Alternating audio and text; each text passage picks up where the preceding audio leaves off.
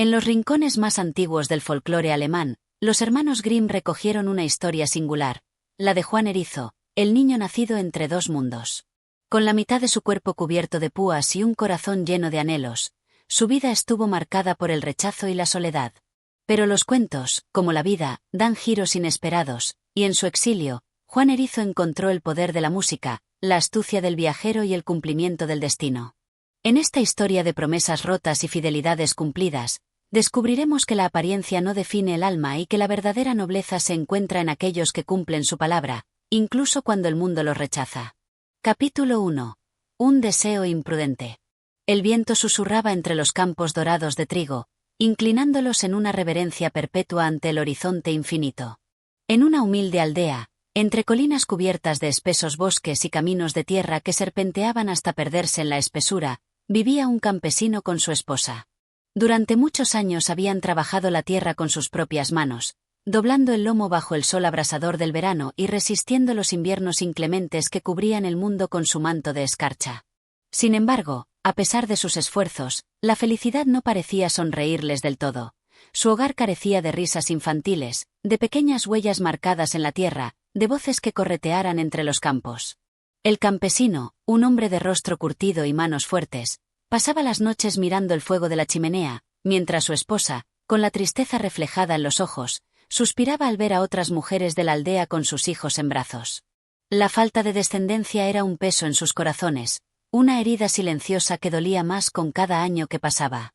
Rezaron a los dioses, consultaron a curanderos y pidieron consejos a los ancianos del pueblo, pero su deseo permanecía sin respuesta. Una tarde, tras una agotadora jornada de trabajo, el campesino regresó a su hogar, su rostro sombreado por la fatiga y la frustración. Se dejó caer sobre el banco de madera junto a la mesa y, en un arranque de desesperación, golpeó la mesa con el puño. «Si tan solo tuviera un hijo», exclamó con la voz impregnada de amargura. «No me importaría que fuera diferente, que fuera pequeño, que fuera feo o incluso que tuviera espinas como un erizo. Lo único que deseo es un hijo a quien amar y quien herede esta tierra cuando mis fuerzas me abandonen». Las palabras del hombre se esparcieron en el aire como semillas arrastradas por el viento. Su esposa, que había escuchado la exclamación, sintió un escalofrío recorrer su espalda. Era sabido entre los aldeanos que las palabras dichas en momentos de pasión podían atraer la atención de fuerzas misteriosas, de entidades invisibles que rondaban entre los sueños de los hombres y convertían los anhelos en realidades, aunque no siempre de la manera esperada.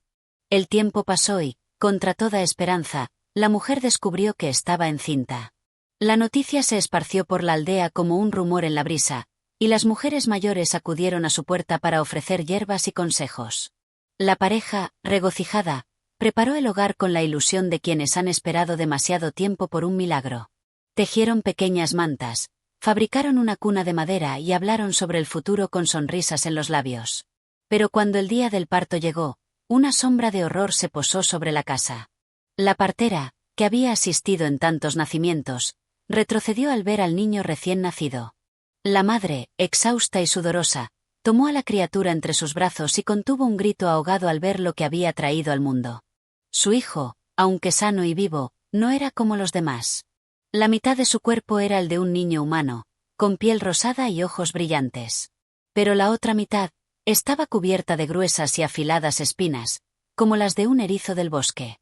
Su espalda y su cabeza estaban cubiertas de púas negras que se erizaban con cada movimiento.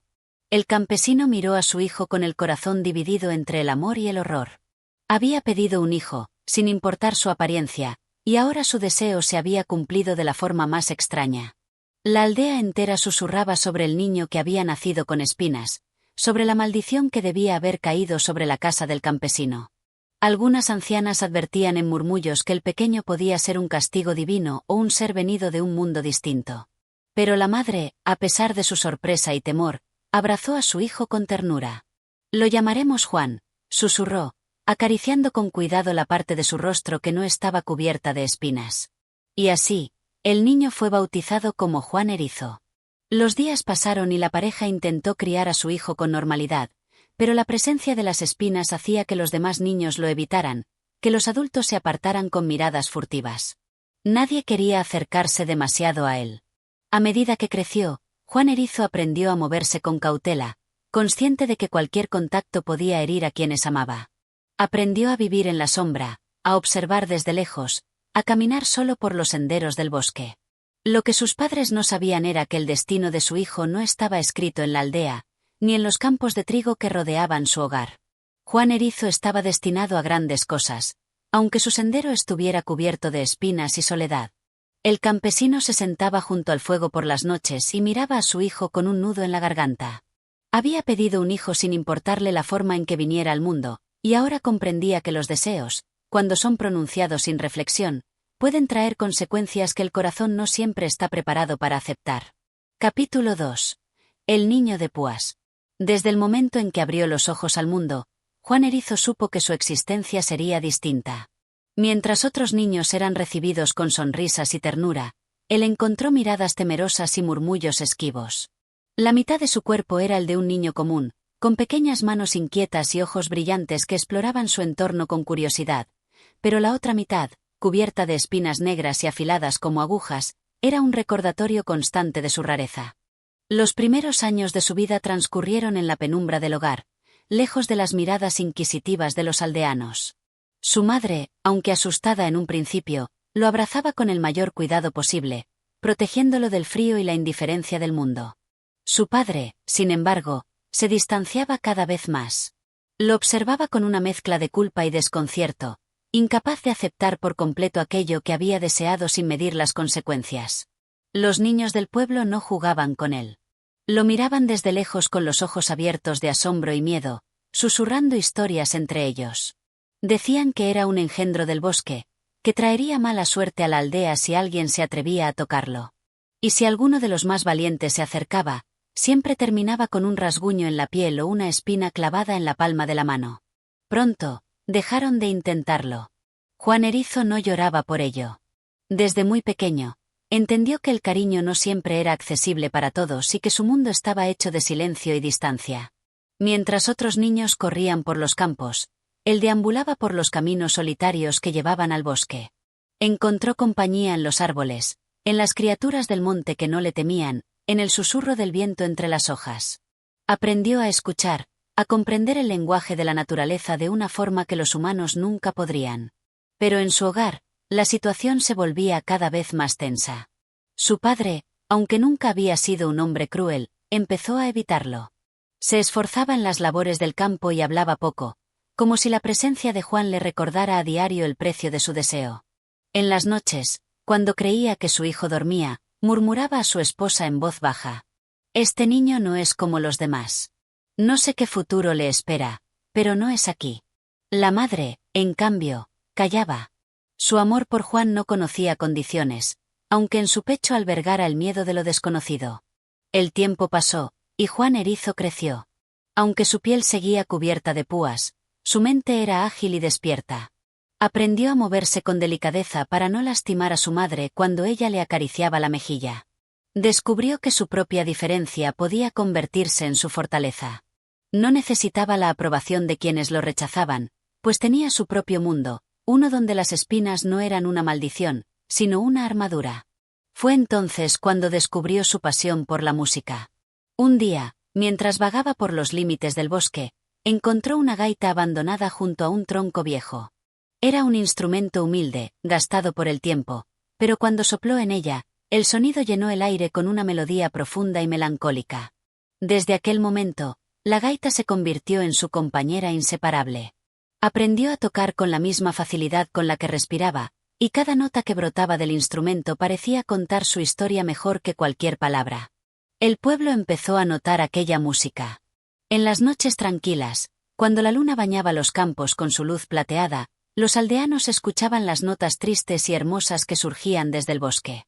No sabían quién las tocaba, pero en sus corazones despertaba una extraña melancolía.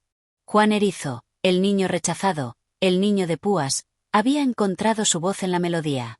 Pero el mundo no se conforma con dejar en paz a aquellos que son distintos. Y aunque Juan hubiera aprendido a vivir en su soledad, el destino tenía otros planes para él. Capítulo 3. El murmullo del bosque. El bosque se alzaba como un refugio sagrado para Juan Erizo. Sus ramas entrelazadas formaban un dosel verde y dorado bajo el cual la luz del sol filtraba susurros luminosos sobre la hierba. Allí, entre los árboles, lejos de las miradas desconfiadas del pueblo, él podía ser el mismo. No había dedos señalándolo, ni murmullos que lo acusaran de ser un monstruo, ni niños que rehuían su presencia. Solo el canto de los pájaros, el murmullo del viento y la resonancia de su gaita quebrando la quietud del entorno. Desde el día en que encontró aquel instrumento, su música se convirtió en el eco de su alma. Con cada melodía, Juan Erizo expresaba su tristeza, su anhelo, su fortaleza. Las notas fluían como ríos de sonido, y en las noches, la aldea entera escuchaba aquellas tonadas en la distancia. Algunas personas, al oír la música, sentían un nudo en la garganta, sin saber por qué. Pero la aldea también tenía sus miedos. No tardaron en surgir rumores de que el niño de espinas había hecho un pacto con los espíritus del bosque, que su música era un llamado a las sombras, que su existencia traería desgracia. Esa música no es normal, susurraban en las tabernas. No es cosa de los hombres, sino de los seres que habitan lo oculto. Los ancianos lo miraban con recelo cuando su padre lo llevaba al mercado del pueblo.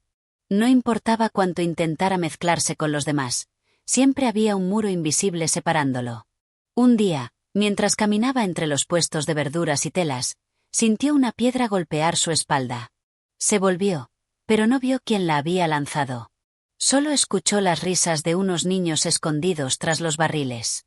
¡Monstruo!, gritó uno de ellos antes de salir corriendo. Juan Erizo no respondió. No bajó la mirada ni mostró enojo. Solo tomó su gaita y comenzó a tocar. Al instante, el bullicio del mercado se detuvo.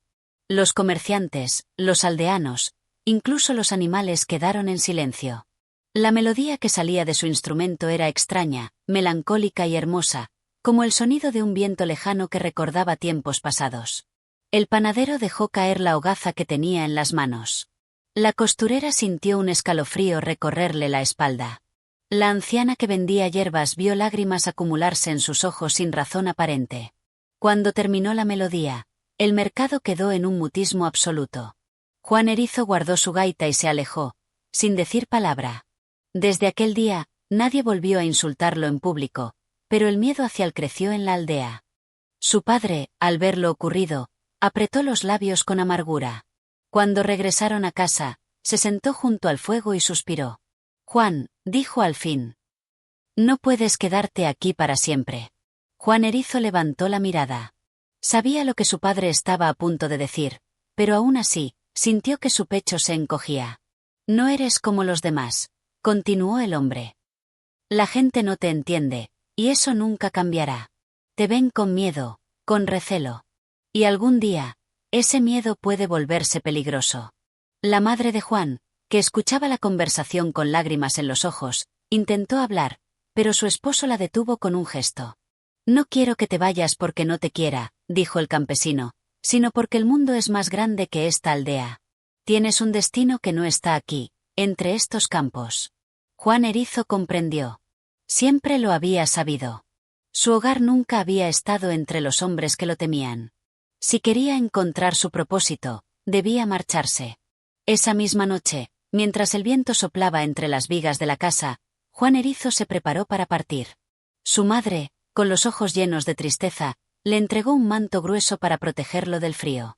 Donde quiera que vayas, recuerda que eres mi hijo, susurró, abrazándolo con cuidado para no lastimarse con sus espinas. Su padre le entregó un pequeño cuchillo, no para pelear, sino para defenderse si el peligro se presentaba. Ve al bosque, encuentra tu camino, fue lo único que dijo. Antes del amanecer, Juan Erizo tomó su gaita, su manto y su cuchillo, y partió sin mirar atrás. Sus pasos resonaron sobre la tierra húmeda del sendero y se perdieron entre la maleza. El mundo lo esperaba. Capítulo 4. El camino de Juan Erizo.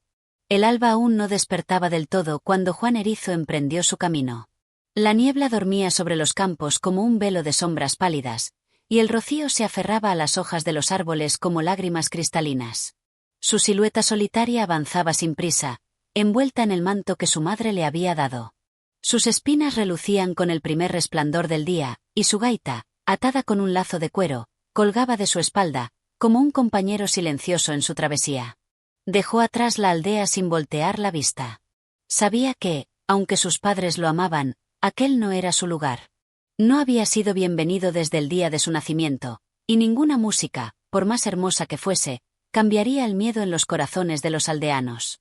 Ahora, su vida le pertenecía solo a él, y el mundo se extendía como un libro cuyas páginas aún no habían sido escritas. El sendero serpenteaba entre colinas y bosques densos, donde los árboles alzaban sus brazos nudosos como ancianos murmurando secretos. Durante días, caminó sin rumbo fijo, alimentándose de bayas silvestres y bebiendo de arroyos escondidos entre la maleza. Por las noches, encendía pequeñas fogatas y tocaba su gaita, dejando que las melodías se elevaran hasta las estrellas. Pero la soledad pronto le mostró su otro rostro. No había voces humanas, ni risas, ni rostros familiares. Solo el canto lejano de los búhos y el crujido de las ramas bajo el peso invisible del viento. Fue entonces cuando lo encontró. El primer compañero. Había caído la tarde y Juan Erizo había decidido descansar bajo la sombra de un gran roble. Sus párpados pesaban, y el cansancio de la jornada lo invitaba a dormir. Pero cuando apenas comenzaba a cerrar los ojos, un sonido entre la maleza lo alertó. Algo se movía entre los arbustos. Juan se incorporó lentamente, su mano rozando el pequeño cuchillo que su padre le había dado. El sonido se repitió, un quejido bajo, casi un lamento. Con cautela, se acercó y apartó las ramas. Allí, entre las hojas, yacía un perro flaco y maltrecho, con el pelaje oscuro cubierto de barro y sangre seca.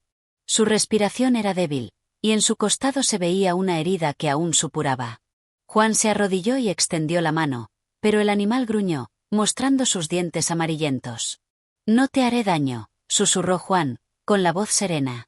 El perro entrecerró los ojos, como si tratara de decidir si confiar o no en aquella extraña criatura mitad niño, mitad erizo. Juan Erizo sacó un pedazo de pan de su bolsa y lo colocó sobre la hierba. Se alejó un poco y esperó. El animal, con esfuerzo, se incorporó y olfateó el pan. Dudó un instante, pero su hambre fue mayor que su miedo. Lo devoró en segundos y, con los ojos aún llenos de recelo, miró a Juan. Durante aquella noche, Juan limpió la herida del perro con agua del arroyo y lo cubrió con su manto. No durmió, pues sentía la respiración del animal temblar con cada jadeo. Solo cuando la luna llegó a su punto más alto, el perro se acurrucó a su lado y cerró los ojos, entregándose al sueño. A la mañana siguiente, cuando Juan Erizo retomó su camino, el perro lo siguió. Desde aquel día, no volvió a estar solo. El enigma del cruce de caminos. Días después, Juan y su nuevo compañero, a quien llamó Moro, llegaron a un cruce de caminos. El sendero se dividía en 3 direcciones. Uno se internaba en un bosque tan oscuro que ni la luz del sol parecía tocarlo. Otro descendía hacia un valle donde se veían casas a lo lejos, con hileras de humo alzándose en el aire. El tercero ascendía por una colina pedregosa, perdiéndose más allá de la vista. Juan se detuvo. No sabía cuál elegir. En ese instante, un cuervo graznó desde la rama de un árbol cercano. Su plumaje era tan negro que parecía absorber la luz. Con sus ojos inteligentes y brillantes, observó a Juan Erizo con curiosidad. ¿Buscas el camino correcto?, preguntó el cuervo con una voz ronca y áspera. Juan no se sorprendió de que hablara. Había aprendido que en el mundo, algunas criaturas tenían dones insospechados. Sí, respondió él. ¿Cuál debo tomar? El cuervo inclinó la cabeza.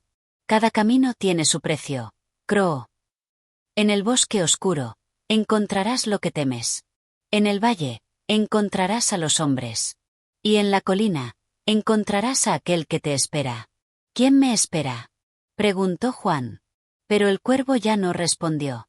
Abrió sus alas y se perdió en el cielo. Juan miró a Moro, que lo observaba con sus ojos oscuros e inteligentes. Supongo que debemos elegir, murmuró. Miró hacia el bosque, hacia el valle y hacia la colina. Luego, tomó una decisión. La primera prueba. Juan Erizo y Moro avanzaron por el sendero de la colina. El camino era empinado y rocoso, y el viento azotaba con fuerza, como si intentara empujarlos de regreso. Pero ellos continuaron, paso tras paso, hasta que, en la cima, encontraron una figura esperando. Era un anciano de barba larga y blanca, envuelto en una capa oscura. Sus ojos, profundos como pozos, se clavaron en Juan con una expresión enigmática. «Has elegido el camino del encuentro», dijo el viejo. «Pero antes de continuar, debes responder una pregunta». Juan asintió. El anciano se inclinó sobre su bastón y preguntó: «¿Qué es más fuerte, la espina que hiere o la mano que acaricia?» Juan frunció el ceño. Era una pregunta extraña. Miró su propia mano, mitad piel y mitad espinas, y luego miró a Moro, que se sentó a su lado con la cola batiendo ligeramente. Pensó en los aldeanos que lo habían rechazado. Pensó en su madre, que lo había abrazado sin miedo. Pensó en la música de su gaita, en el cruce de caminos, en el cuervo y en el bosque oscuro que había dejado atrás. Y entonces respondió: «La espina hiere porque nadie se atreve a tocarla con ternura». El anciano sonrió. «Has elegido bien. Sigue adelante, pues aún tienes mucho por aprender».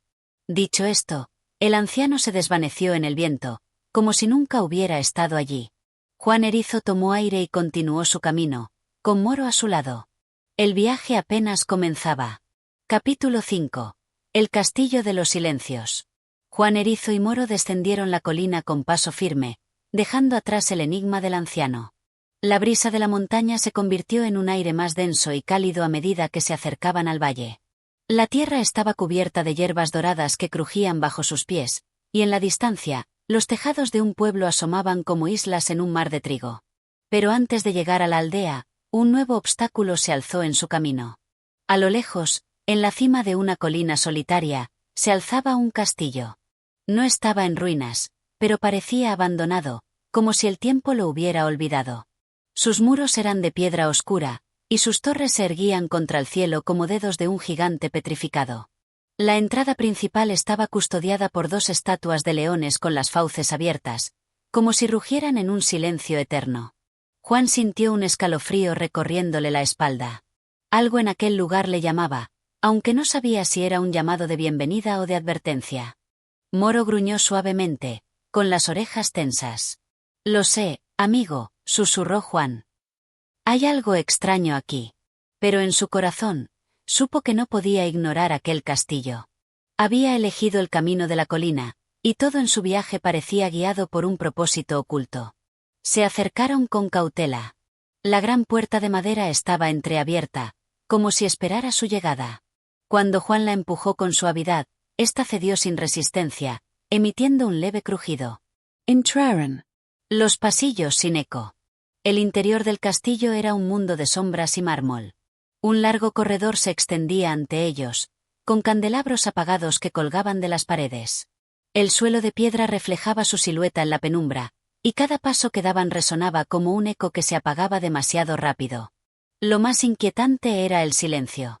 No había viento, ni crujidos de madera, ni siquiera el lejano canto de los pájaros del exterior. Era un silencio tan profundo que parecía devorar el sonido. Moro caminaba pegado a Juan. Sus patas apenas tocaban el suelo con un sigilo que no era suyo. Al avanzar, comenzaron a aparecer puertas a ambos lados del pasillo. Algunas estaban entreabiertas, mostrando habitaciones llenas de muebles cubiertos con sábanas blancas, como fantasmas dormidos. Otras estaban cerradas con pesadas cerraduras oxidadas. En la pared del fondo, colgaba un retrato. Juan se acercó. Era un cuadro antiguo, cubierto de polvo, pero su marco dorado aún brillaba tenuemente. Representaba a un hombre de rostro severo, con ojos oscuros y profundos, vestido con ropajes de nobleza. Sobre su pecho, colgaba una cadena con un colgante en forma de llave. Bajo el retrato, una inscripción tallada en la piedra decía: «Aquel que escuche el silencio, oirá la verdad». Juan frunció el ceño. ¿Qué significaba? Antes de que pudiera pensar en ello, algo cambió en la atmósfera del castillo. Un sonido. Apenas un susurro. Un susurro que no venía de ninguna parte, y de todas partes a la vez. El salón de los susurros. Juan siguió el sonido, avanzando por los corredores con pasos cada vez más cautelosos. Moro gruñó una vez, pero no intentó detenerlo. El pasillo desembocó en un gran salón iluminado por una luz tenue y azulada, como la del amanecer antes de que el sol despunte en el horizonte. El techo estaba cubierto de arañas de cristal, aunque ninguna vela ardía en ellas. En el centro de la sala, Había una mesa larga con sillas vacías. Sobre la mesa, se alineaban platos de porcelana, como si un banquete hubiera sido preparado, pero jamás servido. Fue entonces cuando Juan se dio cuenta de algo escalofriante. No estaba solo. Figuras etéreas se sentaban en aquellas sillas. Eran apenas sombras, contornos vagos de personas que parecían congeladas en el tiempo. No tenían rostros, solo siluetas que se disolvían en la penumbra. Y susurraban.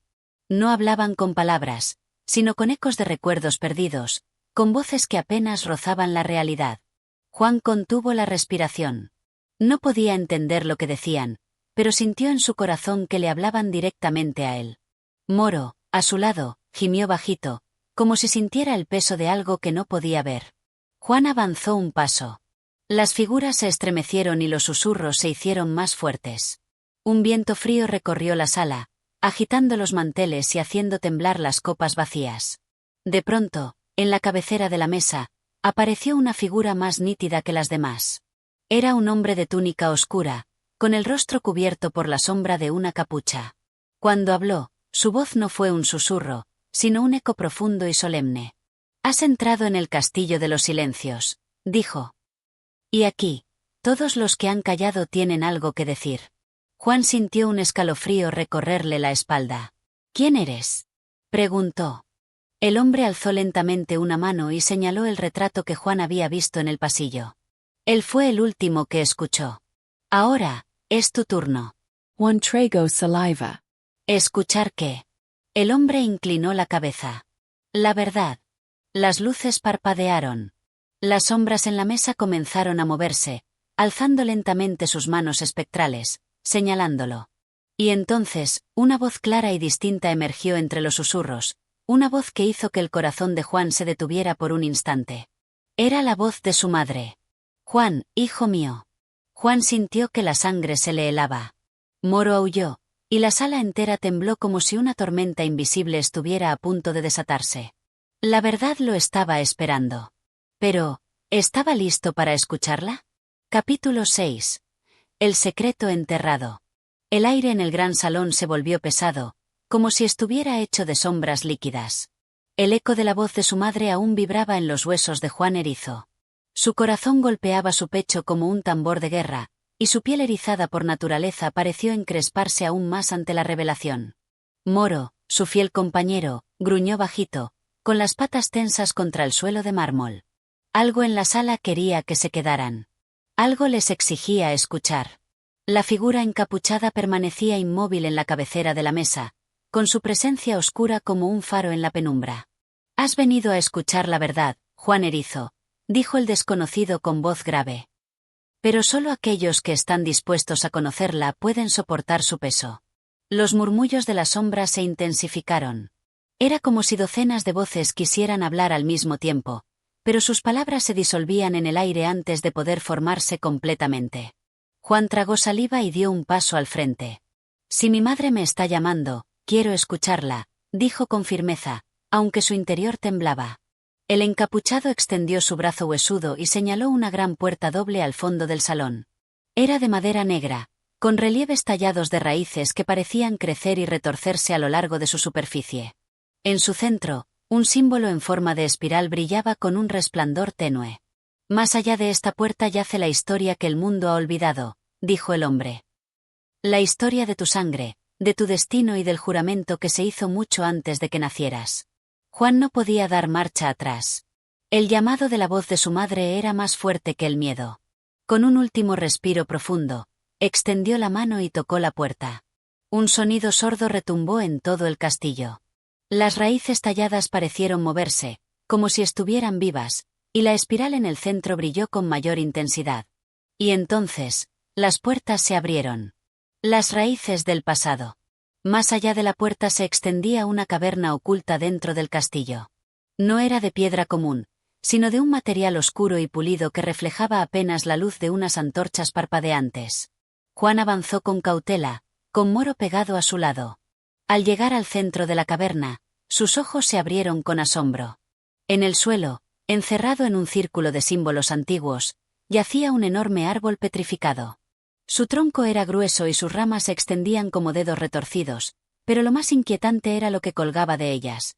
Cientos de cadenas oxidadas sujetaban pequeños objetos, como si fueran ofrendas olvidadas. Ropas antiguas. Plumas de aves desconocidas. Máscaras de madera con rostros vacíos. Y en el centro de todas ellas, pendía una única llave dorada. La misma que el hombre del retrato llevaba en su cuello. Juan sintió que algo en su interior se removía. El encapuchado apareció a su lado, emergiendo de la oscuridad como si él mismo fuera parte de la caverna. «Esta es la raíz de la maldición», dijo. «Aquí yace la promesa que cambió tu destino». Juan se volvió hacia él, su mente ardiendo en preguntas. «¿Qué promesa? ¿Qué tiene esto que ver conmigo?» El hombre levantó la mano y señaló la llave dorada. «Antes de que nacieras, mucho antes de que tu padre pronunciara su deseo, hubo otro hombre que pidió lo mismo. Un hombre de tu sangre». Juan sintió un escalofrío. «¿Qué estás diciendo?» «Tu familia lleva la marca del pacto», continuó el encapuchado. «Un pacto hecho con fuerzas antiguas, mucho antes de que el primer ladrillo de este castillo se colocara. Las sombras a su alrededor comenzaron a moverse, y la caverna pareció estremecerse. Entonces, la voz de su madre volvió a sonar, pero esta vez no como un susurro, sino como un lamento. One, no toques la lave. El joven sintió un nudo en el pecho. ¿Por qué su madre le advertía? ¿Qué secreto estaba enterrado en aquel árbol maldito? El primer deseo. El encapuchado avanzó y alzó una mano. De la nada, una imagen apareció sobre el tronco del árbol, como un reflejo en un estanque oscuro. Juan vio la figura de un hombre. Era alto, con ropajes antiguos, y tenía un rostro que, aunque desconocido, le resultó extrañamente familiar. Era un antepasado suyo. El hombre estaba de pie ante el mismo árbol, con la llave dorada en la mano. Su rostro mostraba desesperación, y cuando abrió la boca, su voz resonó en toda la caverna. Conceded man heredero. Clamó el hombre. No me importa su forma, no me importa su destino. Solo necesito un hijo para que mi linaje no muera. Juan sintió un escalofrío. Eran las mismas palabras que su padre había pronunciado, siglos después. La imagen continuó. El árbol tembló, sus ramas crujieron, y las cadenas se tensaron. Una sombra sin rostro emergió de la oscuridad y habló con una voz que parecía el eco de 1000 voces. «Tu deseo será cumplido», susurró la entidad. «Pero cada vida concedida requiere un precio». El hombre asintió, sin saber el peso de sus palabras. Y así, la maldición comenzó. El precio del legado. Juan se apartó de la imagen, sintiendo que el mundo a su alrededor giraba. Entonces, murmuró, «Mi padre no fue el primero en hacer el deseo». El encapuchado asintió. Esa maldición ha viajado por generaciones, pasando de padres a hijos. Cada uno de ustedes nacido de este linaje lleva el peso del pacto, la marca de aquel primer deseo. Juan miró la llave dorada colgando del árbol. «Si tomo esa llave, ¿romperé el pacto?» El encapuchado no respondió. Solo el árbol pareció responder, dejando caer un eco en la caverna, como un lamento de tiempos olvidados. One moro moro. El lobo tenía las orejas bajas, como si supiera que la decisión que estaba a punto de tomar cambiaría su destino para siempre. Respiró hondo y dio un paso al frente. Sabía que no podía huir. Si el destino había guiado sus pasos hasta allí, no tenía otra opción. Con la mano temblorosa, alargó los dedos hacia la llave dorada. Y entonces, el árbol despertó. Las cadenas comenzaron a temblar, los objetos colgantes se mecieron con violencia, y un viento helado azotó la caverna. La sombra sin rostro apareció de nuevo, su voz resonando con un poder antiguo. ¿Estás dispuesto a conocer el verdadero precio? Juan no vaciló. Sí. Sus dedos se cerraron sobre la llave. Y el mundo cambió. Capítulo 7. El castigo de la traición. Juan Erizo imparte justicia sobre la princesa desleal.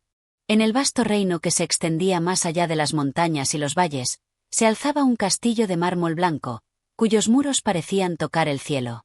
Era la morada del rey que había cumplido su promesa, aquel que había jurado hacer realidad el destino de Juan Erizo. Sin embargo, en ese mismo reino, se encontraba la hija de otro rey, una princesa cuyo corazón estaba lleno de egoísmo y traición. Ella había sido prometida a Juan, pero su alma estaba atormentada por un deseo diferente, un deseo que la alejaba del deber y la justicia, y que la empujaba a las sombras de la deslealtad. La princesa, conocida por su belleza incomparable, había sido criada en la opulencia, rodeada de lujos y atenciones que habían moldeado su carácter. Sin embargo, a pesar de su hermosura, su corazón era frío y vacío. En su mente, el amor era solo un juego de poder, un medio para alcanzar más riquezas y reconocimiento.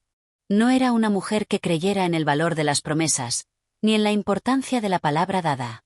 El destino de Juan Erizo no le importaba, ni siquiera su vida. Para ella, el compromiso con él era solo una carga, un obstáculo que debía sortear para alcanzar sus propios fines. Cuando Juan Erizo llegó al castillo para cumplir la promesa hecha por el rey, la princesa lo recibió con una sonrisa falsa, como una máscara que escondía el desprecio y la indiferencia. Aunque sus ojos brillaban al verlo, había algo en su actitud que delataba su verdadera naturaleza. Juan, ajeno a las sombras que se ocultaban en su corazón, aceptó su destino sin cuestionarlo.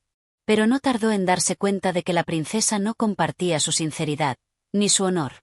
Una noche, mientras el castillo descansaba en silencio, la princesa reunió a sus consejeros más cercanos y trazó un plan que había estado cultivando en las sombras. Ella no quería casarse con Juan Erizo. Él no era el hombre que había soñado para su vida. En su mente, su verdadero destino era un príncipe de tierras lejanas, uno que la viera como una joya brillante, un ser perfecto que merecía todo el poder y la gloria. Por ello, ideó un plan para traicionar a Juan, confiando en que su belleza y su posición podían conseguirle cualquier cosa. Esa misma noche, en el jardín del castillo, la princesa le entregó a Juan una copa de vino envenenado, con la intención de deshacerse de él sin dejar rastro.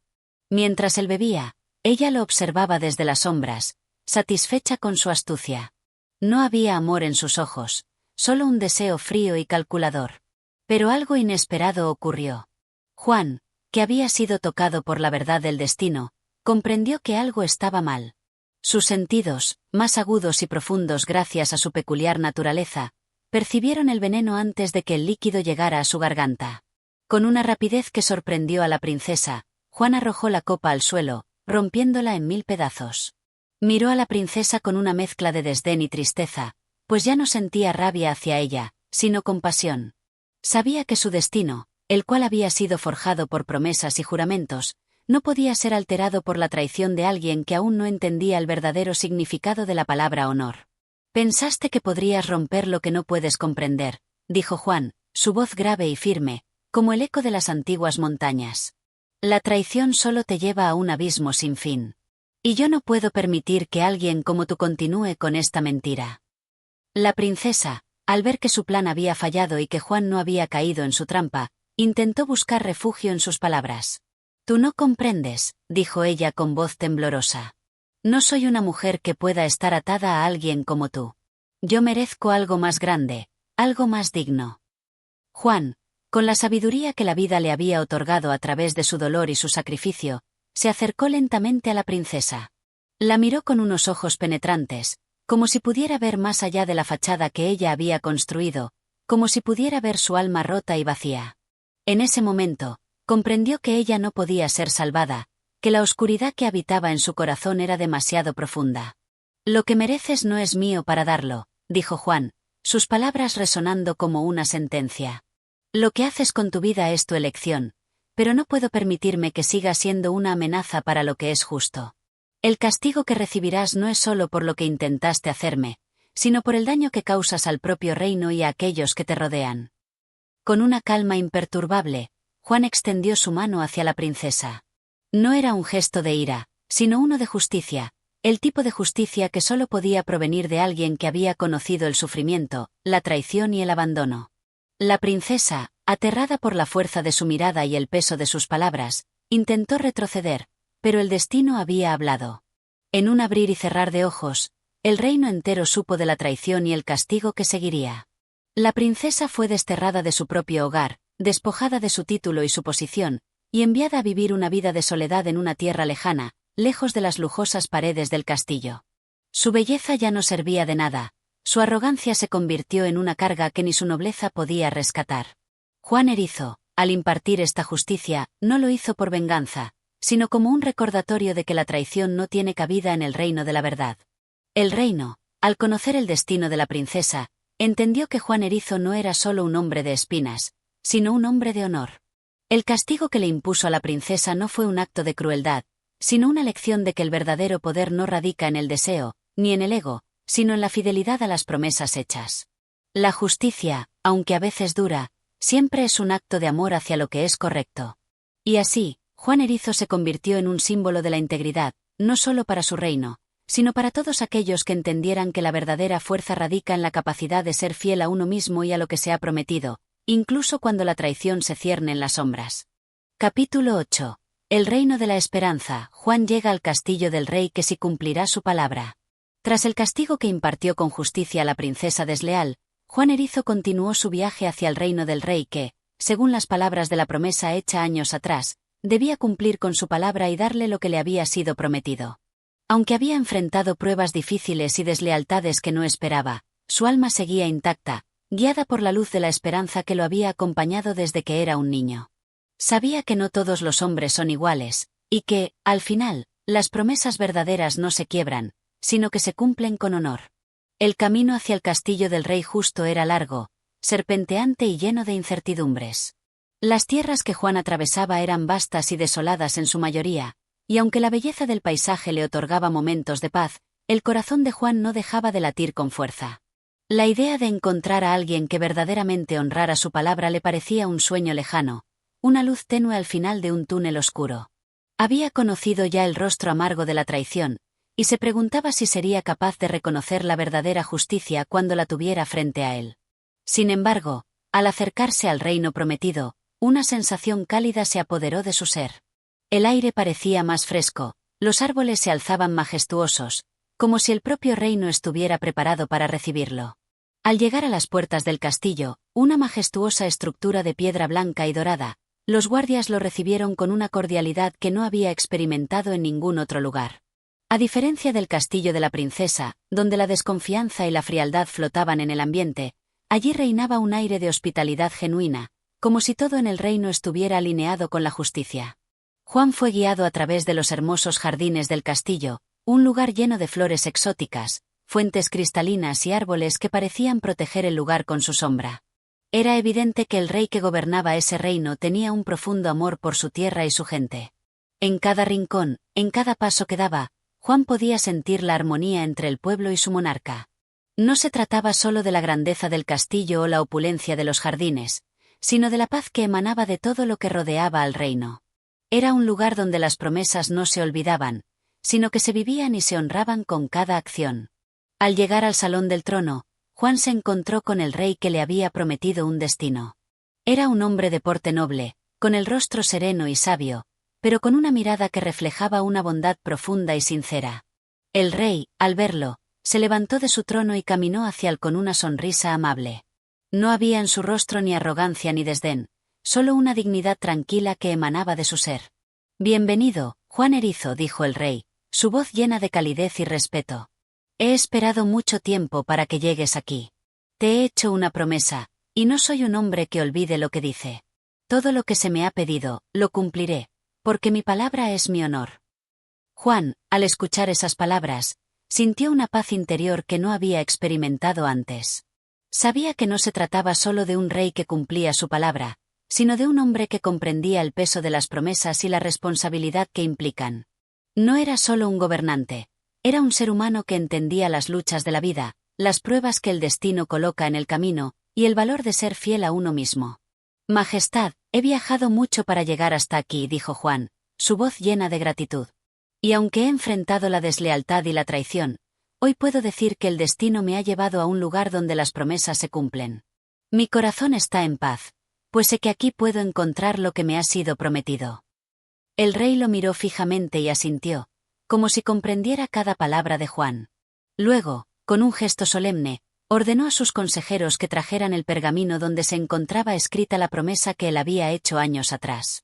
El pergamino era antiguo, con letras doradas que brillaban a la luz de las velas que iluminaban el salón.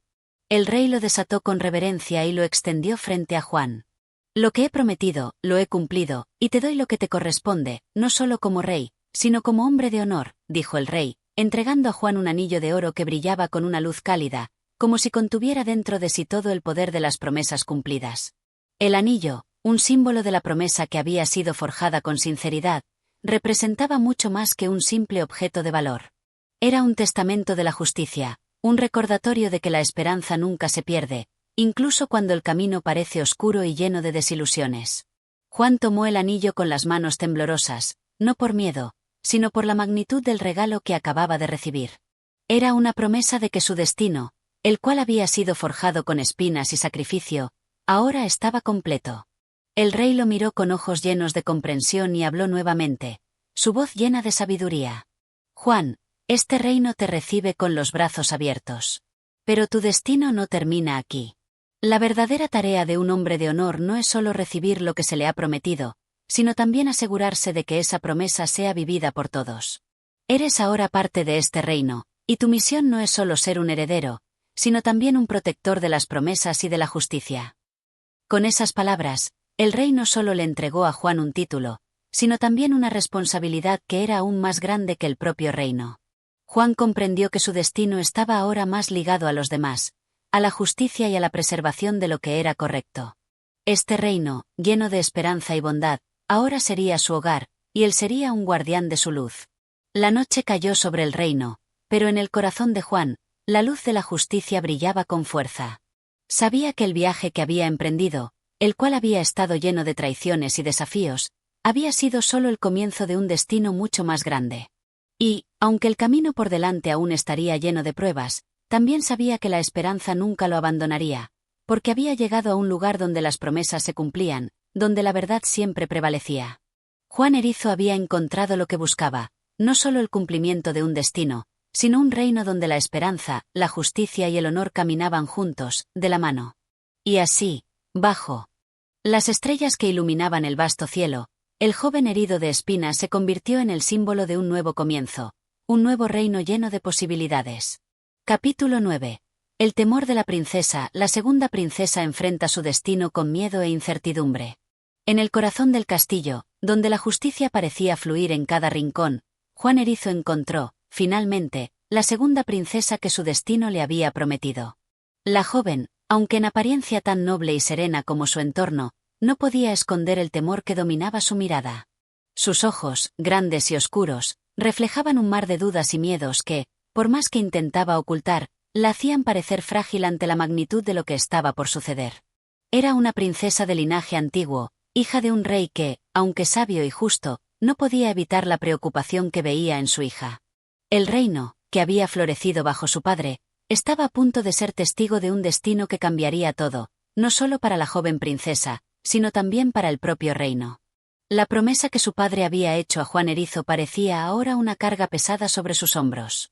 La joven, que había sido educada para reinar, no estaba preparada para lo que el destino le deparaba. Desde su infancia, la princesa había sido protegida por un manto de seguridad y amor, y aunque había vivido con la certeza de que alguna vez su vida sería marcada por un matrimonio, nunca imaginó que sería con alguien que había sido parte de su vida solo en la distancia. La noticia de que Juan Erizo llegaría para reclamar su derecho le había llegado como un viento gélido, cortante y extraño. Por más que el tiempo había pasado, y por más que su padre había asegurado que la promesa se cumpliría, ella no podía evitar sentirse atrapada, como si su vida hubiera sido escrita sin su consentimiento. El día que Juan Erizo llegó al castillo, la princesa se encontraba en su cámara, mirando por la ventana que daba al vasto jardín real, donde los rosales y las fuentes reflejaban la luz del atardecer. La joven no podía dejar de pensar en las palabras de su padre, en las que había asegurado que ella cumpliría con su destino, aceptando al hombre que el destino había elegido para ella. Sin embargo, el temor no la dejaba.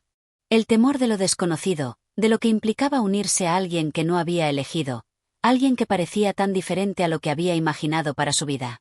En su mente, las dudas se agolpaban. ¿Sería este hombre el que la haría feliz? ¿Cómo podría amar a alguien que venía de un mundo tan lejano y diferente? Su alma rebelde se preguntaba si alguna vez podría dejar de ver en él a un extraño, a alguien que la vida le imponía, no a quien su corazón le había elegido. En sus noches solitarias, la princesa se hallaba llorando en su almohada, sumida en la desesperanza de no poder escapar de un destino que le parecía demasiado grande para ella. Pero había algo en Juan Erizo, algo que la mantenía atrapada en su incertidumbre. Tal vez era su serenidad, su fortaleza ante las adversidades que había superado. O tal vez era la mirada que él había tenido cuando la vio por primera vez, una mirada llena de comprensión y paciencia, como si entendiera que el destino de la princesa no era fácil, como si aceptara que ella necesitaba tiempo para enfrentarse a lo que estaba por venir. Juan no era solo el hombre que había reclamado lo que le correspondía. Él era alguien que, en su ser, reflejaba lo que la princesa más temía, la obligación de cumplir con una promesa que no estaba lista para aceptar. Esa noche, cuando el sol ya se había ocultado y el cielo se vestía de estrellas, Juan Erizo se acercó a la princesa en sus aposentos.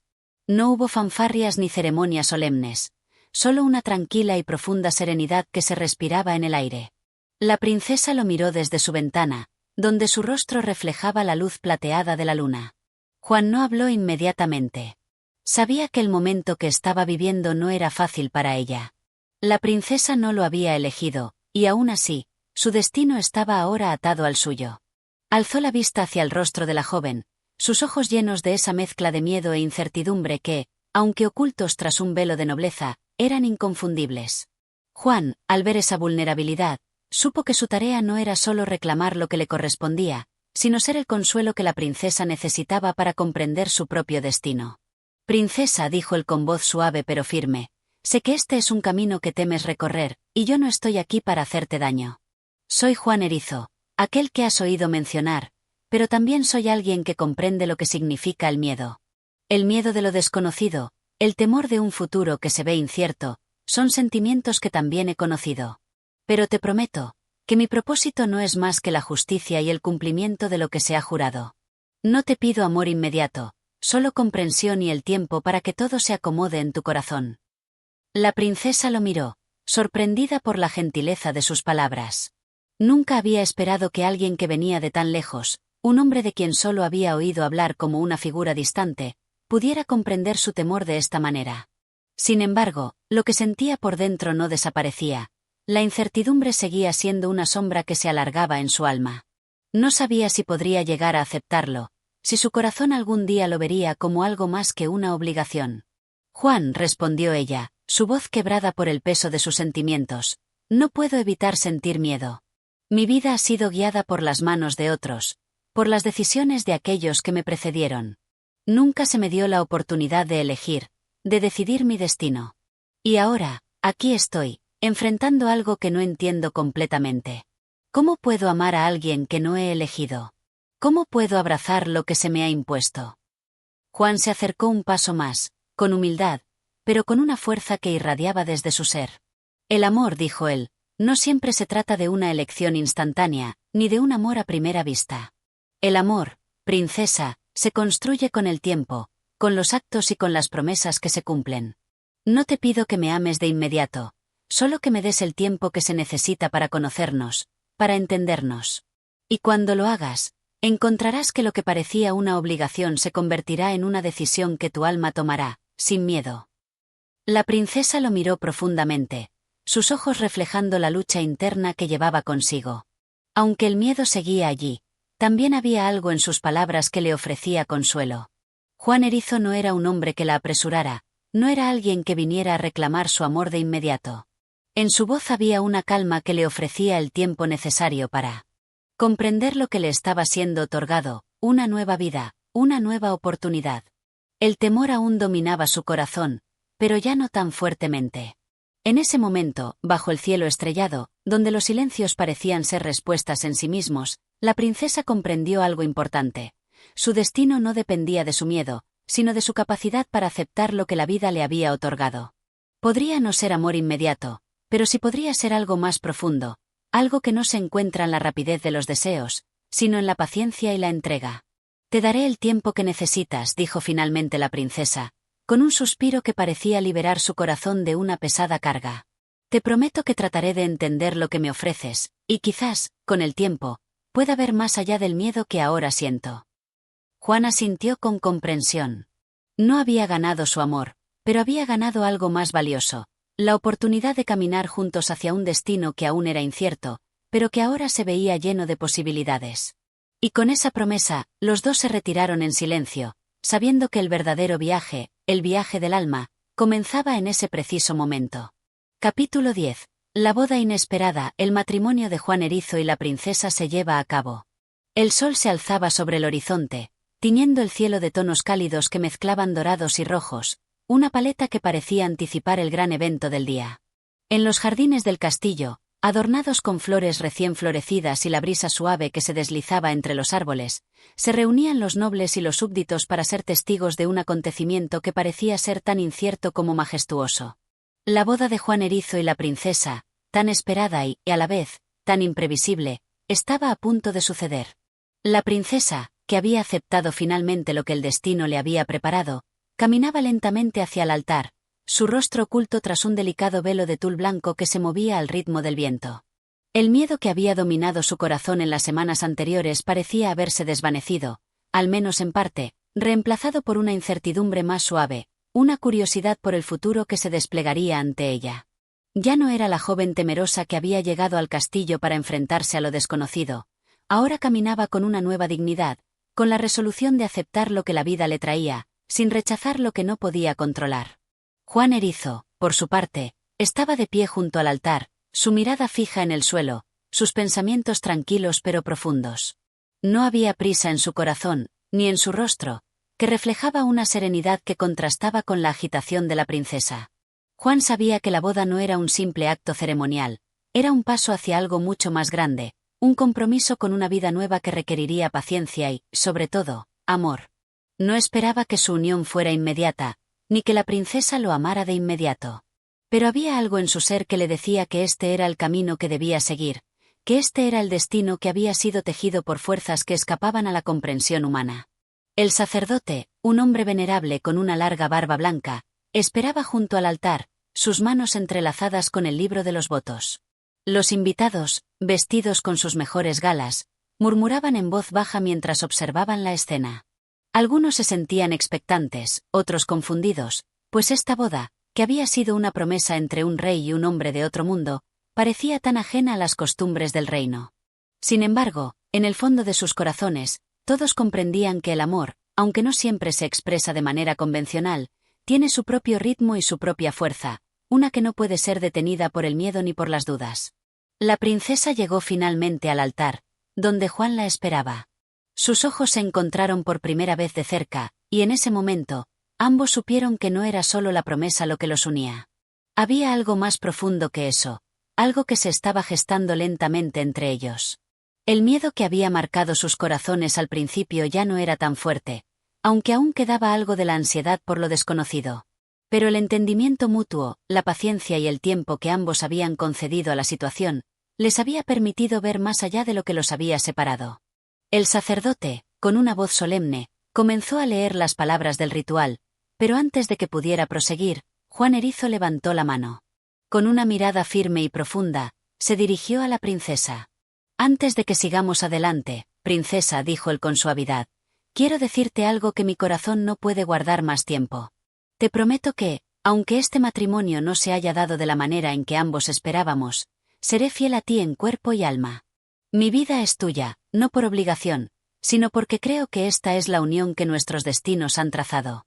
Y aunque el amor no nos haya unido en un instante, lo que puedo ofrecerte es mi lealtad y mi dedicación, día tras día, hasta que, si el destino lo permite, nuestros corazones puedan latir al unísono».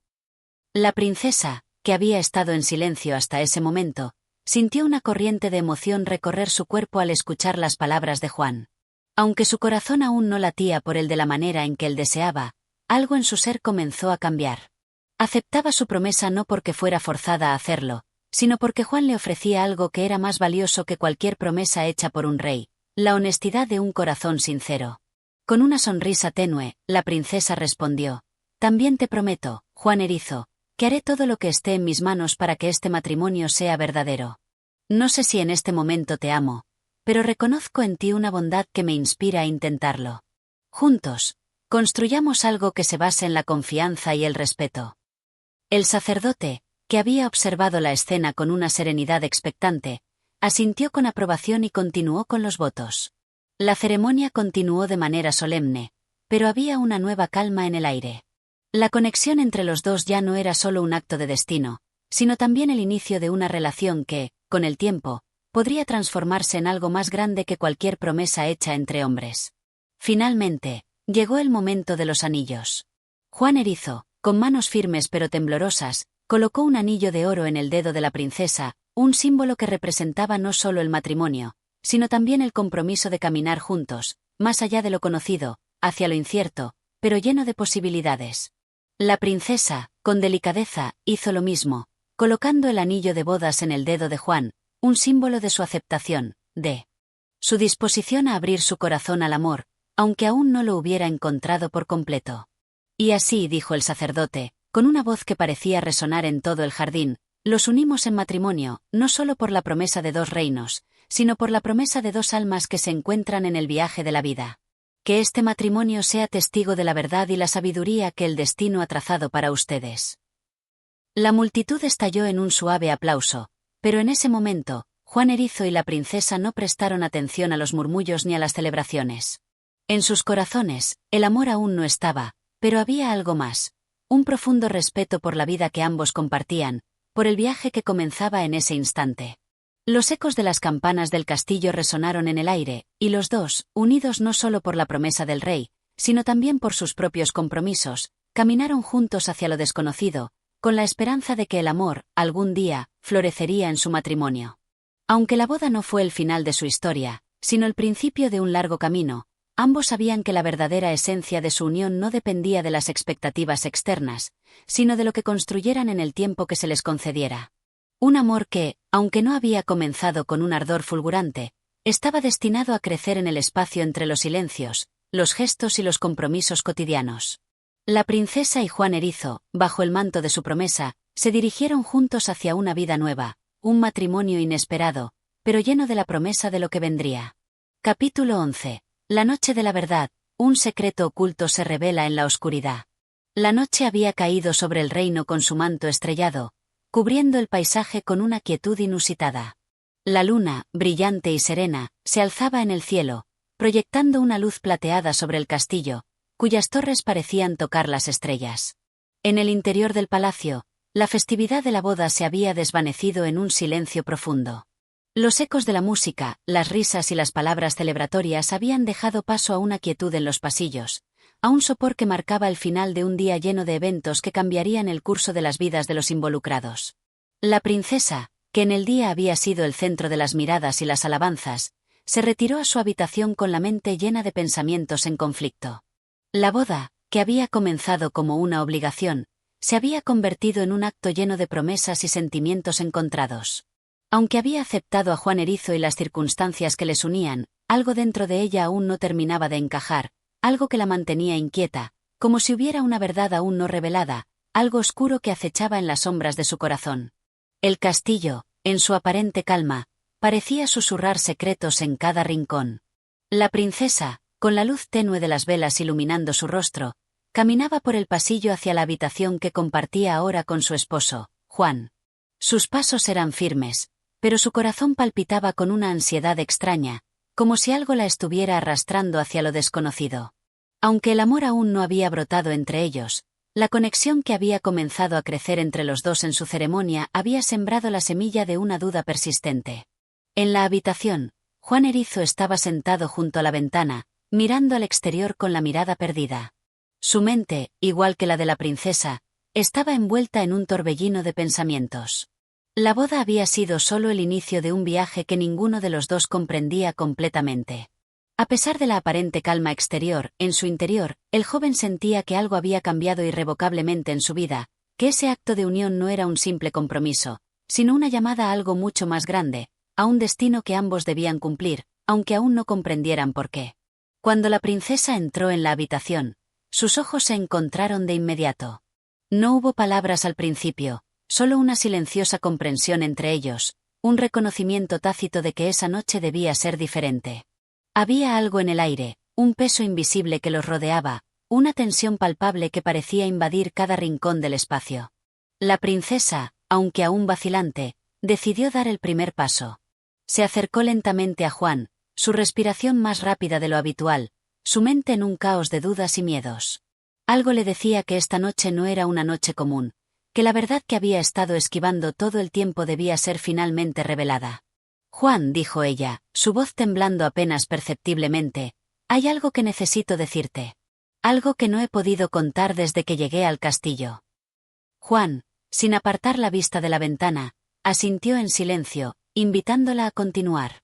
Sabía que la princesa llevaba un peso sobre sus hombros, algo que la consumía en su interior. La relación entre ellos, aunque aún frágil, se basaba en la honestidad, en el reconocimiento de sus vulnerabilidades. Sin embargo, algo en su pecho se tensó, como si presintiera que la revelación que ella estaba a punto de hacer cambiaría todo lo que habían conocido hasta ese momento. Desde que llegué aquí, comenzó la princesa, respirando profundamente, he sentido una constante presión. Algo que me han ocultado, algo que no puedo seguir ignorando. Dio un paso hacia él, y aunque sus ojos aún estaban bajos, Juan pudo ver la lucha interna que estaba experimentando. Mi padre, el rey, me prometió que este matrimonio sería una solución a las dificultades que el reino atraviesa. Pero, hay algo que él no me dijo. Algo que ha estado guardando en las sombras de su reinado. Juan volvió a girarse hacia ella, los ojos ahora llenos de una preocupación que no había mostrado hasta ese momento. No sabía a qué se refería, pero la forma en que ella hablaba, la intensidad de su voz, le decía que la revelación que seguía iba a ser tan sorprendente como inquietante.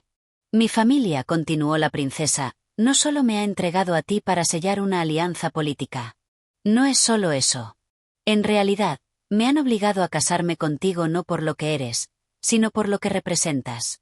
Tú, eres más que un hombre del pueblo. Eres el hijo de un viejo enemigo del reino, alguien que mi padre ha mantenido en secreto durante todos estos años.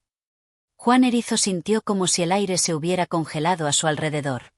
Las palabras de la princesa eran un golpe directo al corazón, una revelación que sacudía los cimientos de todo lo que había entendido hasta ese momento. ¿Cómo era posible?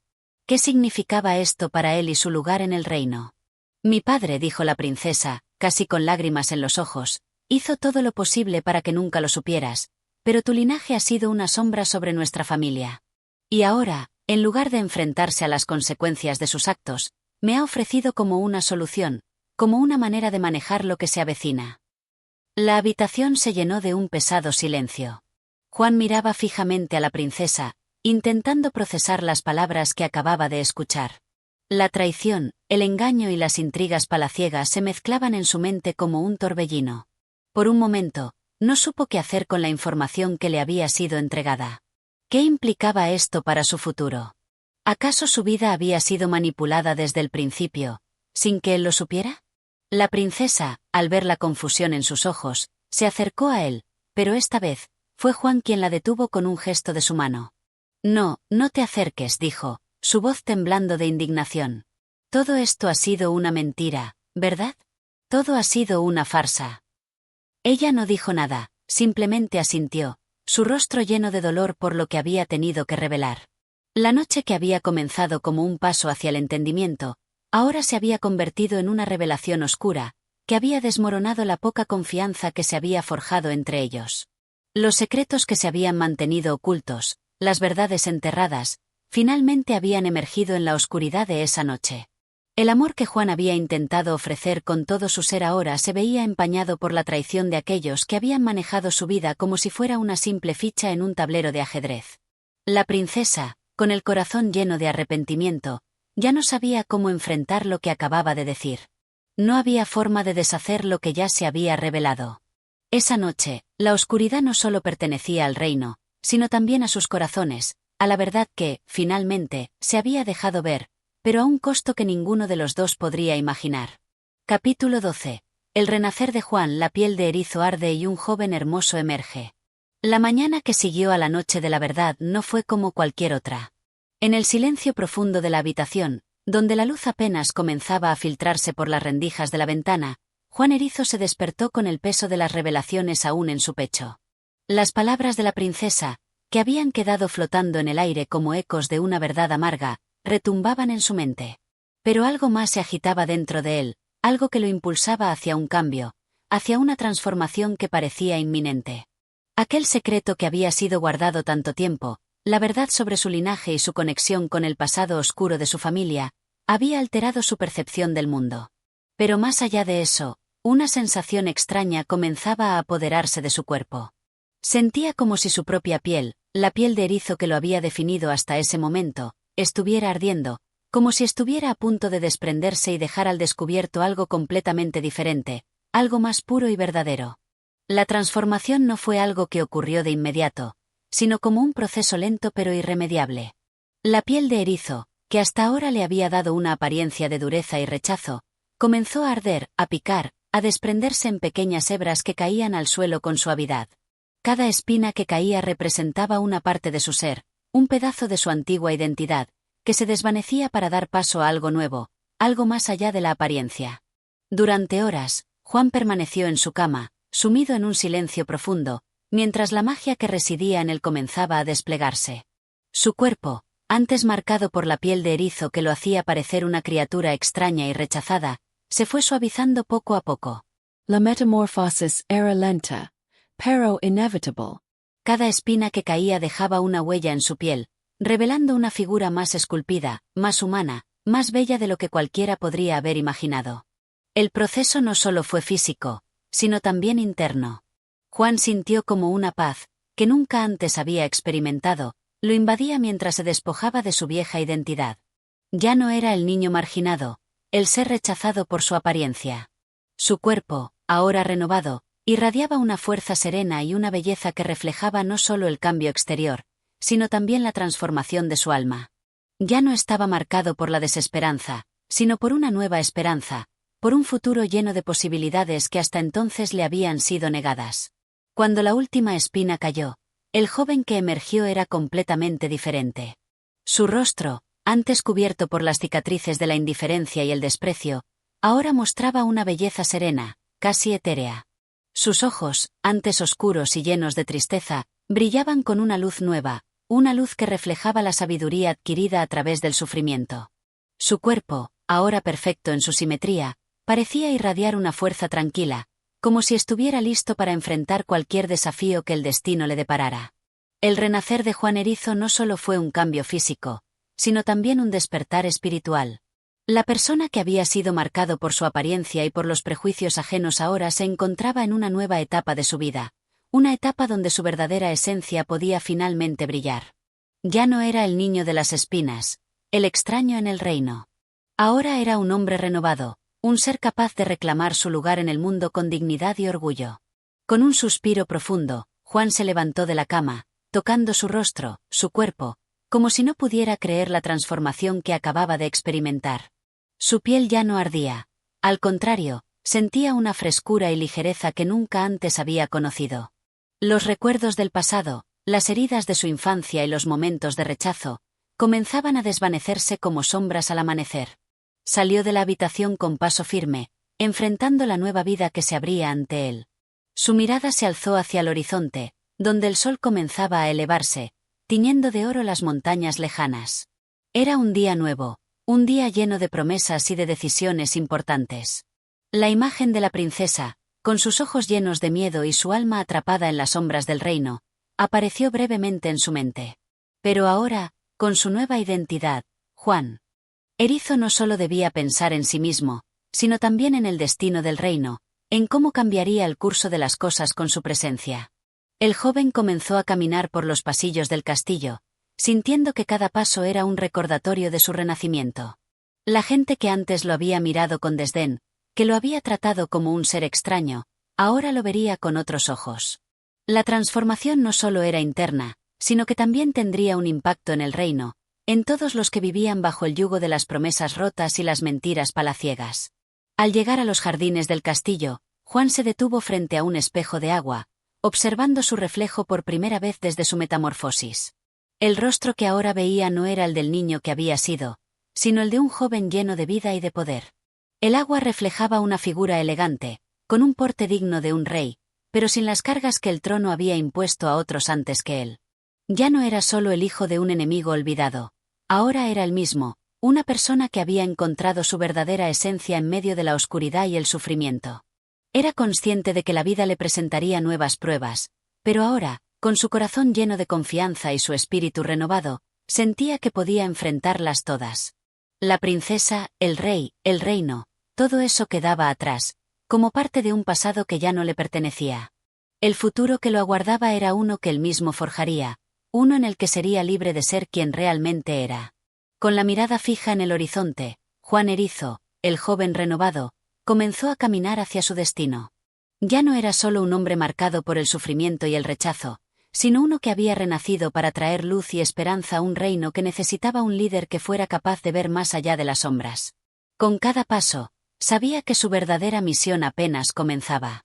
Capítulo 13. Un nuevo comienzo, el reino acepta a su inesperado heredero. El sol se alzaba majestuosamente sobre el horizonte, tiñendo de oro los campos que se extendían más allá del castillo. A medida que el día avanzaba, el reino entero parecía despertar de un largo sueño. La transformación de Juan Erizo no solo había sido un cambio físico, sino también un símbolo de renovación, de esperanza para un pueblo que había sido arrastrado durante demasiado tiempo por las sombras de las antiguas promesas y de los reyes que se habían olvidado de su palabra. Hoy, el castillo, con su austera belleza y paredes llenas de historia, sería testigo de un acontecimiento inesperado. Juan, el joven que había emergido de las espinas y la oscuridad, caminaba por los pasillos del castillo con un aire diferente. No solo su apariencia había cambiado, sino también su actitud. La humildad que había marcado su vida como huérfano abandonado había sido reemplazada por una confianza tranquila. Cada paso que daba resonaba como un eco del futuro que estaba a punto de reclamar. A medida que avanzaba, la gente del reino comenzó a mirarlo con una mezcla de asombro y admiración. La figura del hombre que se acercaba no era la de un extraño, ni la de alguien marcado por la fealdad o el rechazo. No. Ahora era un príncipe en su más pura forma, no por su linaje ni por el trono que le pertenecía, sino por la fuerza de su carácter, por la transformación que había experimentado y por la dignidad que emanaba de cada uno de sus gestos. Las gentes que antes lo habían mirado con desprecio, lo observaban ahora con respeto y curiosidad, sin poder apartar la vista de aquel joven que parecía irradiar una luz propia. Al llegar a la sala del trono, Juan se detuvo brevemente, observando la gran puerta que lo separaba del momento que cambiaría su vida para siempre. La sala estaba silenciosa, un susurro de expectación llenaba el aire, como si todo el reino estuviera esperando ese preciso momento. Dentro, el rey, quien había hecho su promesa de cumplir, aguardaba su llegada. La corona descansaba sobre su cabeza, pero algo en su postura, algo en su mirada, reflejaba un agotamiento profundo, como si la carga de su reinado ya no tuviera el mismo significado. Sabía que su tiempo en el trono llegaba a su fin. Juan empujó suavemente la puerta y entró, sintiendo como el peso de los ojos de todos se posaba sobre él. La princesa, quien había sido su compañera de destino, estaba allí, de pie, a un lado de su padre. En sus ojos se reflejaba la misma mezcla de temor y esperanza que él mismo había experimentado en su interior. Pero ahora, al mirarla, Juan ya no veía una princesa distante, sino una mujer atrapada entre la obligación y el deseo, entre el deber hacia su padre y su propio anhelo de ser libre. El rey levantó la vista al ver a Juan. No hubo palabras inmediatas, solo un largo y silencioso intercambio de miradas. En esos ojos del monarca, Juan pudo leer un sinfín de emociones: aceptación, duda, arrepentimiento, pero sobre todo, un atisbo de resignación. Sabía que lo que sucedía en ese salón no era solo el acto de coronar a un nuevo heredero, sino el reconocimiento de un cambio profundo que había marcado a su hija, a su reino y, sobre todo, a él mismo. Juan, dijo el rey con voz profunda, rasgada por el peso de los años y las decisiones tomadas. No esperábamos que llegara este día de esta manera. Tu presencia aquí no es solo un cumplimiento de promesas pasadas, sino la llegada de algo mucho más grande. El reino ha cambiado, y tú eres ahora parte de ese cambio. ¿Estás listo para tomar lo que te corresponde? Juan, con la cabeza erguida y los hombros firmes, respondió sin titubear. Estoy listo, rey. No por el reino ni por el trono, sino por la justicia y el bien de aquellos que necesitan ser escuchados. No seré un rey que se olvide de sus raíces, ni de su gente. He pasado demasiado tiempo en las sombras para no reconocer lo que realmente importa. Este no es mi destino solo por linaje, sino por la fuerza de las circunstancias que me han hecho quien soy. El rey, impresionado por las palabras de Juan, asintió lentamente, reconociendo en su corazón que el joven no solo hablaba desde su razón, sino también desde su alma, desde esa misma esencia que había sido forjada en el sufrimiento y la adversidad. No era un príncipe que había sido criado en la comodidad del castillo, rodeado de lujos y halagos. No, era un joven que había conocido el dolor, la soledad y la marginación. Y esas experiencias lo habían convertido en el líder que el reino necesitaba. La princesa, al escuchar esas palabras, sintió un alivio inesperado en su pecho. Ella había temido que Juan fuera otro monarca más que buscaría enriquecerse, gobernar con mano de hierro y olvidar a aquellos que sufren. Pero lo que veía frente a ella era alguien diferente, alguien dispuesto a poner a su pueblo por encima de su propio interés.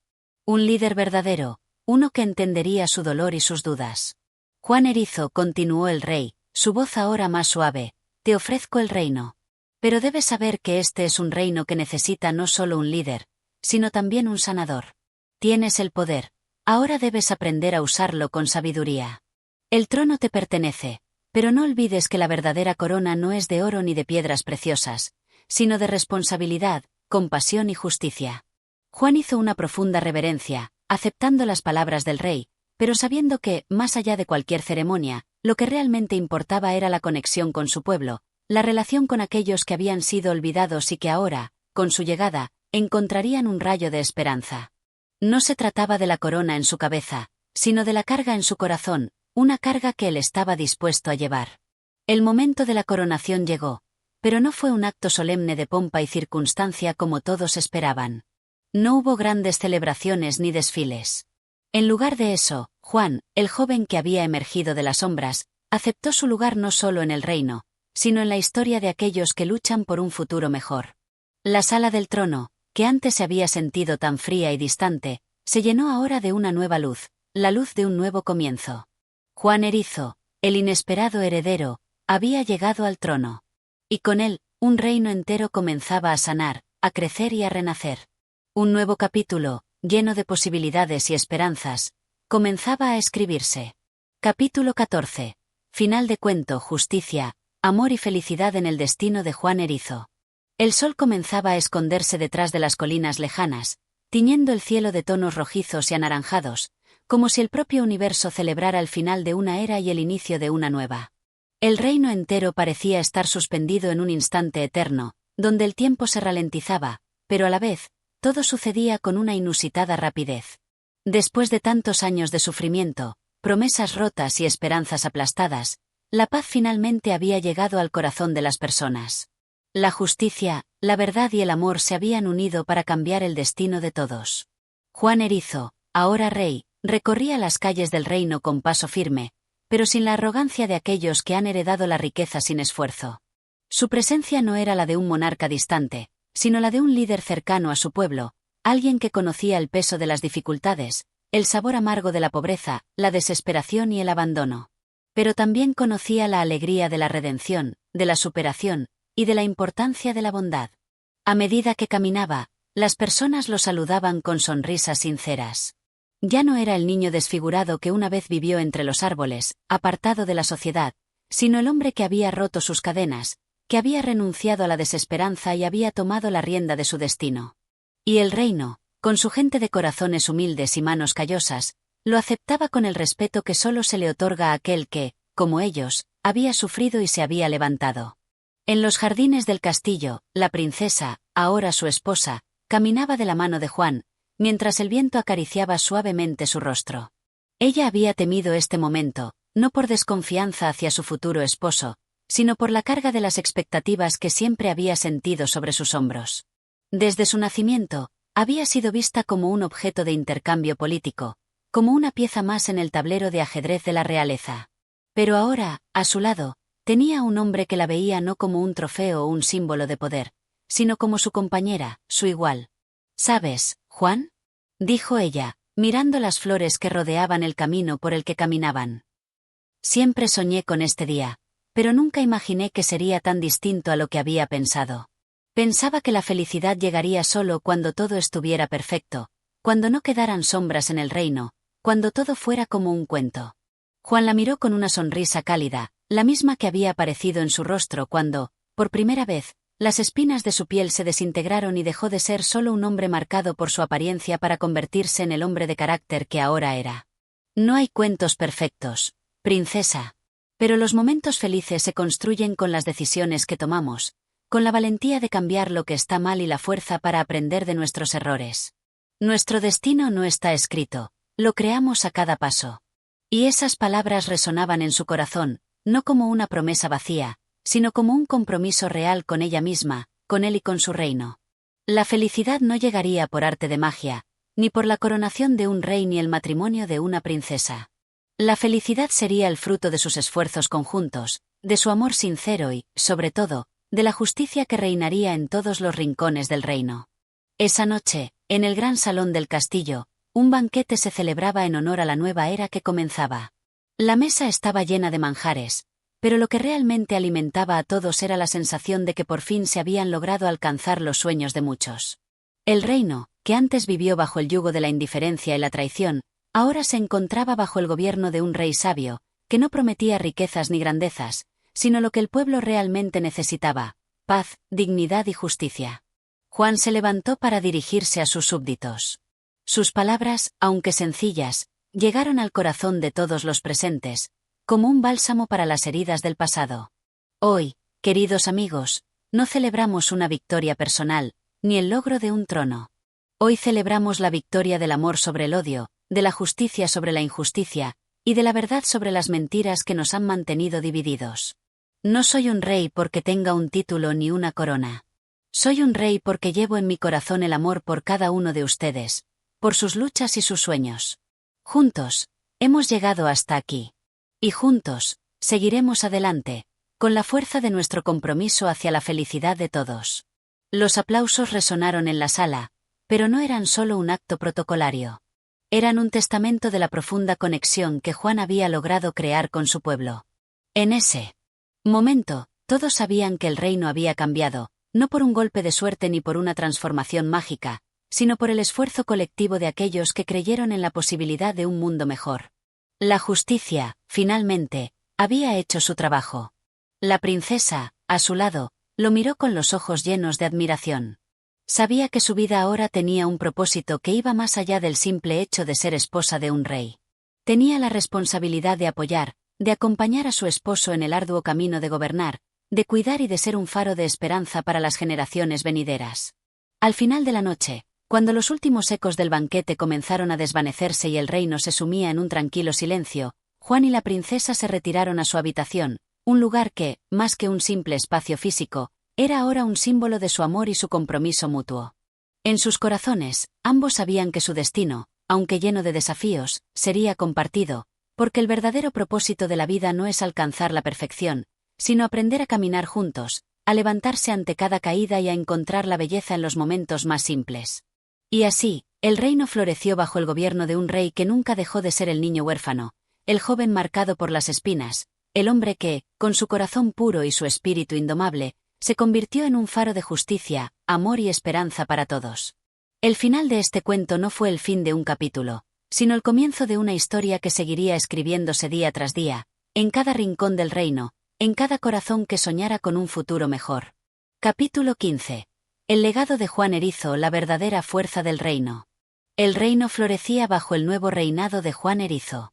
Ya no se oían las lamentaciones de los días pasados ni se sentían las sombras de la desconfianza que antes se habían cernido sobre las tierras. Los campos se habían vestido de verde brillante, los hogares se llenaban de risas y de vida, y el sol parecía brillar más intensamente, como si todo en el mundo hubiera comenzado a girar en armonía. Juan caminaba por los pasillos del castillo, los mismos que alguna vez fueron fríos y desolados, pero que ahora resonaban con la energía vibrante de su gente. Las paredes, antaño vacías, estaban adornadas con tapices que contaban historias de coraje, de lucha, de justicia y de amor.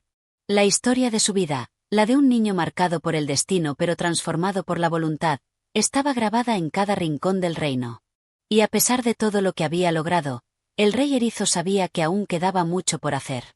La paz había llegado, sí, pero la verdadera paz, esa que perdura en los corazones, necesita tiempo, esfuerzo y sobre todo, un propósito claro. Un día, mientras el sol se alzaba lentamente sobre las colinas, Juan se encontraba en su sala de audiencias, atendiendo los asuntos del reino. No era raro que los habitantes de cada rincón del reino acudieran a él en busca de justicia, sabiduría o simplemente en busca de consuelo. Pero esa mañana había algo distinto en el aire. Un aire de expectación, de cambio. La princesa, su amada esposa, entró en la sala con paso sereno. Sus ojos reflejaban un brillo especial, una mezcla de amor profundo y una inquietud silenciosa, como si se estuviera preparando para una conversación crucial. Juan la observó, y sin palabras, la invitó a sentarse junto a él. Juan, ¿alguna vez te has preguntado qué será de nosotros, de este reino, después de ti? Preguntó ella, su voz suave pero firme, como una brisa que anticipa la tormenta. Juan la miró, sin sorprenderse de la profundidad de la pregunta. Sabía que este momento debía llegar, pero aún no estaba listo para enfrentarlo. El reino había cambiado tanto, y él, tan marcado por las cicatrices del pasado, apenas podía imaginar un futuro sin la constante lucha por la justicia. He pensado en ello, claro. Todo lo que hemos logrado, todo lo que hemos construido juntos, no puede depender de una sola persona. El reino no es mío, ni de ti, ni de ninguno de nosotros. El reino es de todos. Respondió Juan, su voz llena de determinación. La princesa asintió, pero algo en su mirada delataba una preocupación mayor, algo más profundo que no se podía resolver con simples palabras. Lo sé, pero, ¿cómo aseguramos que lo que hemos creado perdure? ¿Cómo mantenemos viva esta justicia, este amor, esta esperanza, incluso cuando ya no estemos aquí? Las palabras de la princesa flotaron en el aire como una niebla densa. Juan sintió el peso de su responsabilidad. La historia de su vida había sido un testimonio de superación personal, de cómo un niño desterrado por su apariencia había llegado a convertirse en el rey más amado del reino. Pero ahora, ante su esposa, entendió que el verdadero desafío no era solo gobernar, sino dejar un legado. Un legado que trascendiera su nombre, que no se desvaneciera con el paso del tiempo. Es cierto, no siempre estaremos aquí, y eso es algo que debemos aceptar. Respondió Juan, mirando por la ventana hacia los vastos campos verdes que se extendían hasta el horizonte. Pero lo que hemos logrado no debe basarse en nuestras personas. Debemos enseñar a las futuras generaciones a ser justas, a ser valientes, a ser compasivas. Debemos crear un sistema que sostenga la justicia incluso cuando no estemos para defenderla. Un reino no es un imperio de uno solo, es una familia, es un pueblo, es un corazón colectivo. La princesa lo observó en silencio, entendiendo las palabras de su esposo, pero al mismo tiempo sintiendo la angustia que surge al pensar en lo que está por venir. Era un pensamiento aterrador, pero necesario. Los buenos líderes no deben temer el futuro, sino prepararse para él. Tal vez lo que necesitamos, mi amor, es una escuela para los futuros líderes. Un lugar donde se enseñen no solo las artes de gobernar, sino los valores fundamentales que han transformado nuestro reino. Donde se aprenda que un rey no es solo alguien con poder, sino alguien que sabe escuchar, que sabe comprender las luchas de su pueblo. Juan sonrió, como si una chispa de inspiración hubiese encendido su mente. Una escuela para los líderes del futuro. Para los niños de este reino que algún día llevarán esta carga. Dijo, sus ojos brillando con renovada energía. Debemos enseñarles lo que significa ser un verdadero líder, servir al pueblo, estar al servicio de la justicia, ser humildes, y sobre todo, nunca olvidar de dónde venimos. Y así, se dio el primer paso para crear lo que Juan Erizo consideraba su mayor legado, una escuela que trascendiera su propio reinado. Una escuela que no solo educara en el arte del gobierno, sino que también inculcara los valores que había aprendido en su propia vida, aquellos que le permitieron superar sus propias dificultades y llegar a ser el hombre que era. Pasaron los meses, y el proyecto de la escuela se llevó a cabo con un fervor imparable. Los más sabios del reino fueron convocados para enseñar, y los niños de todos los rincones del reino, independientemente de su origen o su posición social, acudieron con ansias a aprender. La escuela se convirtió en un símbolo de esperanza, de que el futuro del reino no solo dependía de un rey, sino de todos. El legado de Juan Erizo no estaba en su poder ni en su corona, sino en las generaciones que crecían bajo su ejemplo. No solo había transformado un reino, sino que había sembrado las semillas de un futuro próspero, lleno de justicia y amor, que florecerían por siglos. Porque el verdadero poder de un rey no radica en el dominio de un territorio, sino en el despertar del corazón de su pueblo. El reino continuó prosperando, pero Juan sabía que su trabajo aún no había terminado. Aunque el legado estaba en marcha, el reino necesitaba, más que nunca, el ejemplo de la justicia y el amor, la paciencia y la sabiduría. Y mientras él caminaba por los pasillos de su castillo, con la mirada fija en el horizonte, sentía una paz profunda en su corazón. La paz que solo los líderes verdaderos pueden experimentar. La paz de saber que, aunque el reino cambie, los valores que uno siembra vivirán para siempre. Gracias por acompañarnos en esta travesía a través de la historia de Juan Erizo. Si disfrutas de estos relatos y deseas seguir explorando más historias fascinantes, no olvides suscribirte y apoyar nuestro canal. Tu apoyo es fundamental para continuar creando contenido de calidad y seguir trayendo narrativas que inspiran, emocionan y enseñan. No olvides compartir y activar las notificaciones para no perderte nuestros próximos capítulos. Nos vemos en la siguiente aventura.